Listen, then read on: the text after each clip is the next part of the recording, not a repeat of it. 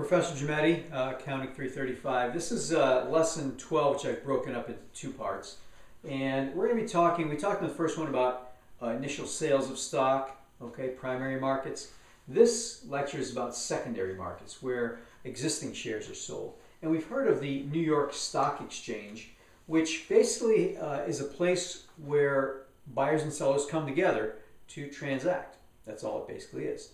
Now, what the exchange does is it has three different types of members that are allowed to exchange for the public.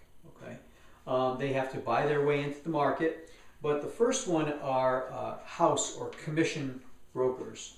Okay, they act as agents to execute customers' orders for purchases and sales on the floor of the stock exchange, New York Stock Exchange. There are independent brokers who handle house brokers' overflow. If they have too much going on at any one time, these independent brokers come in and they deal with the situation.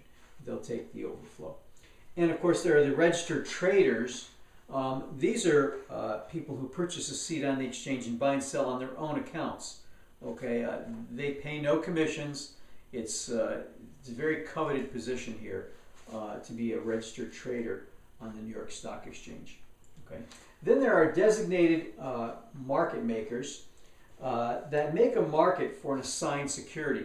This is so that they can have an orderly market. If there's too much demand for stock, they have some inventory that they sell off, and then they'll try to purchase back over time. Okay, but what they do is they try to set the price every day to where they think it's going to be, where the market will be, and keep that particular stock orderly so there's no gyrations in the stock market. The bid price is what the buyer is willing to pay for a particular stock. Okay, say that's $50. It's an offering to buy stock. Whereas the ask price is what the owner is willing to sell for. And this difference is the spread, which is what the market makers basically, because they have their own inventory, are trying to make. This is what they make on those securities, that spread. Okay. Now, in terms of buying stocks or selling stocks on the stock exchange or in the markets, you can go to an online broker.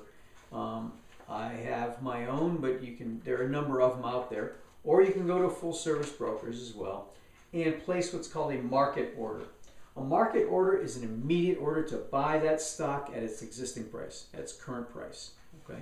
Whereas a limit order says this is the most that I want to pay, or this is the least I want to get on a sale. Okay. Now, when you've owned stock for a long time, you can put onto it what's called a stop loss order. Let's say you buy stock for $40 and it goes up to $100, and you're worried that it's going to come crashing back down. So you say, you know what? When this stock hits $80, sell. So it's that stop loss. I don't want to go below, I don't want to lose any more than that $80 mark. So sell after it falls to a specific price.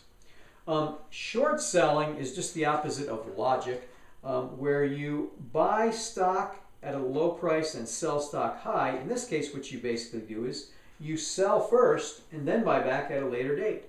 Many organizations and brokerage houses will lend you the stock to sell, and then you have to buy it back at a later date. So your intent here on a short sale is what? It's to have the market go down, because you are selling first. You want to sell high and then buy back low. Okay. Putting stock in street name means that I take my GE stock and I sign it and I put it into my brokerage account. The brokerage account then can simply sell it right away. Rather than waiting for me to get there physically with the shares of stock, it's held in street name so they can sell it immediately. Okay. Buying on margin simply means you are borrowing money to buy stock. Very risky. Usually all you'll get is about 50% of the value, and then you have to watch out for margin calls later if the stock goes down, because they're lending you money. They want to make sure that they've got enough in there, okay, to cover the loan. Right? Program trading is where you buy at least 15 stocks, different stocks, and have at least $1 million invested.